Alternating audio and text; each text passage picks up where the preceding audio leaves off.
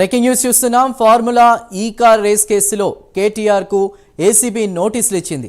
ఈ నెల 6న విచారణకు హాజరు కావాలని ఏసీబీ నోటీసులు ఇచ్చింది. ఇప్పటికే ఈ కేసులో ఈ నెల 7న విచారణకు రావాలని కేటీఆర్ కు ఈడీ నోటీసులు ఇచ్చింది.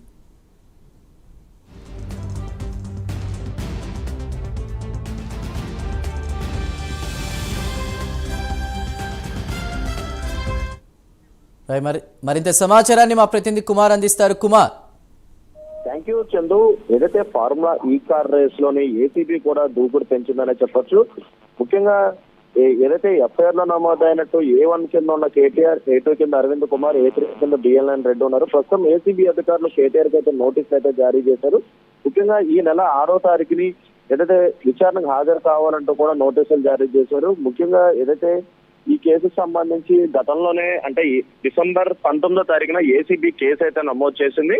ముఖ్యంగా కేసు నమోదు చేసిన సమయంలో కూడా A1 కింద కేటీఆర్, A2 కింద ఐఏఎస్ అధికారి అరవింద్ కుమార్, A3 కింద BLN రెడ్డి పేరు చేస్తూ కూడా నోటీసులు అయితే జారీ చేసింది. ఈ నేపథ్యంలోనే ముందుగా ఏదైతే ఈడీ అధికారులు కూడా నోటీసులు కూడా జారీ చేశారు. ఈడీ అధికారులు కూడా ఈసీఆర్ నమోదు చేసి ఏదైతే కేటీఆర్ కి అలాగే అరవింద్ కుమార్, BLN రెడ్డికి ముగ్గురికి కూడా నోటీసులు అయితే జారీ చేశారు. ఈ నెల 2, 3వ తారీఖుల్ని BLN రెడ్డితో పాటు అలాగే అరవింద్ కుమార్ కూడా విచారణకు హాజరు కావాల్సింది. కానీ వాళ్ళిద్దరు కూడా గైర్ హాజరయ్యి టైం అయితే తీసుకున్నారు. మరొక పక్క కేటీఆర్ కి 7వ తారీఖు నోటీసులు అయితే జారీ చేశారు. కానీ ఒకరోజు ముందుకే ఏసీబీ అధికారులకు నోటీసులు జారీ చేశారు. ముఖ్యంగా ఇప్పుడు ఈ నోటీసులకి కేటీఆర్ ఎలా స్పందిస్తారో మనం అయితే చూడాల్సింది. ఎందుకంటే ఫార్ములా ఈ కార్ రేస్ కు సంబంధించి ఏదైతే గతంలో అంటే 2023లో హైదరాబాద్ లో ఫార్ములా ఈ కార్ రేస్ అయితే నిర్వహించారు. ఈ నేపథ్యంలోనే మరొకసారి నిర్వహించేందుకు కూడా 2024 ఒప్పందం కుదుర్చుకున్నారు. కానీ ఒప్పందం కుదుర్చుకున్న ముందుకే ఏదైతే 56 కోట్ల HMDA నుంచి నిధులు అయితే మళ్లించారు.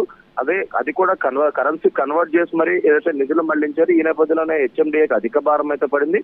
ముఖ్యంగా దీనికి సంబంధించి ఇప్పటికే ఏదైతే గవర్నమెంట్ అంటే ఇప్పుడున్న ప్రస్తుతం కాంగ్రెస్ గవర్నమెంట్ కూడా విచారణ జరిపించాలంటూ కూడా మున్సిపల్ అధికారులకు ఆదేశాలు జారీ చేసిన నేపథ్యంలో ప్రస్తుతం ఇటు మున్సిపల్ అధికారులు కూడా ఏసీబీని ఆశ్రయించారు. ఏసీబీ కూడా ముఖ్యంగా ప్రాథమిక కొన్ని ఆధారాలు సేకరించి ఇటు దానకిషోర్ దగ్గర స్టేట్మెంట్ తీసుకున్నారు. దానకిషోర్ దగ్గర స్టేట్మెంట్ తీసుకుని ఇటు HMDAకి సంబంధించిన కొన్ని ఫైల్స్ కూడా సేకరించి ఈ ఆధారాలన్నిటి మీద ఎఫ్ఐఆర్ అయితే నమోదు చేశారు. ఎఫ్ఐఆర్ నమోదు చేసిన తర్వాత ఇమీడియట్ గా ఏదైతే కోర్టును అయితే కేటీఆర్ ఆశ్రయించారు. ముఖ్యంగా ఏదైతే తనను అరెస్ట్ చేయకుండా ఉండేందుకు మధ్యంతర బెయిల్ మంజూరు చేయాలని కూడా హైకోర్టును ఆశ్రయించిన నేపథ్యంలోనే హైకోర్టులో కూడా దీనికి విచారణ అయితే కొనసాగింది. విచారణ కొనసాగిన తర్వాత ఈ నెల 31వ తారీఖుని హైకోర్టు తీర్పు అయితే రిజర్వ్ చేసింది. ఏదైతే తీర్పు వెల్లడించే వరకు కూడా కేటీఆర్ అరెస్ట్ చేయవద్దంటూ కూడా ఆదేశాలు జారీ చేశారు. కానీ మరొక పక్క విచారణ మాత్రం ఎటువంటి బ్రేక్ అయితే హైకోర్టు అయితే ఇవ్వలేదు. ఈ నేపథ్యంలోనే ఇటు ఏసీబీ అధికారులతో పాటు ఈడీ అధికారులకు నోటీసులు జారీ చేశారు. ముఖ్యంగా గత 3 రోజుల క్రితం ఈడీ అధికారులు నోటీసులు జారీ చేశారు. దానికి విచారణ హాజరు అవ్వాలా లేదా అనేది తమ లాయర్ నిర్ణయిస్తారంటూ కూడా ఇటు కేటీఆర్ అయితే స్పందించారు. కానీ ఈ రోజు ఏదైతే కేటీఆర్ కి ఏసీబీ అధికారులకు నోటీసులు అయితే జారీ చేశారు. ఈ నోటీసుల ప్రకారం చూసుకున్నట్టయితే ఈ నెల 6వ తారీఖు విచారణకు అయితే హాజరు కావాల్సి ఉంటుంది. 7వ తారీఖు ఈడీ విచారణ అయితే ఉంది. కానీ ఒక రోజు ముందుకే ఏసీబీ అధికారులు విచారణకు హాజరు కావాలంటూ కూడా నోటీసులు జారీ చేశారు. మరొక పక్క హైకోర్టులో కూడా ఇంకా కేసు పెండింగ్ లో ఉంది. ప్రస్తుతం తీర్పు కూడా రిజర్వ్ చేసిన నేపథ్యంలో కేటీఆర్ ని అరెస్ట్ చేసే అవకాశం అయితే లేదు. కానీ ఖచ్చితంగా విచారణకు మాత్రం హాజరు అవ్వాల్సి ఉంటుంది.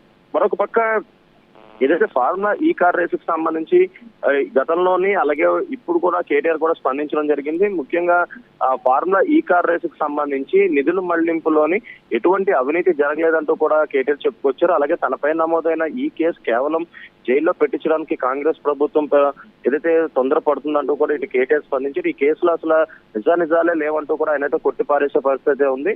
ముఖ్యంగా ఏదైతే నిధుల మళ్లింపులకు సంబంధించి ఎటువంటి అవినీతి లేదంటూ కూడా ఆయన అయితే చెప్పారు. ఎందుకంటే ఇటు 600 కోట్ల లాభం పక్కన పెడితే అసలు ₹1 కూడా అవినీతి జరగలేదంటూ కూడా ఆయన స్పష్టం చేశారు. ముఖ్యంగా ఇదివరకే 6 సార్లు కూడా తనను అరెస్ట్ చేయడానికి కాంగ్రెస్ ప్రభుత్వం ప్రయత్నించిందని, మరొకసారి ఈ కేసులో ప్రయత్నిస్తుందని, ఎటు చూసినా సరే తనను కేవలం జైల్లో పెట్టడానికే చూస్తున్నారంటూ కూడా చెప్తున్నారు. ఈ నేపథ్యంలో ఇప్పుడు ఏసీబీ నోటీసులు అయితే ఇవ్వడం జరిగింది. Right Kumar, thank you.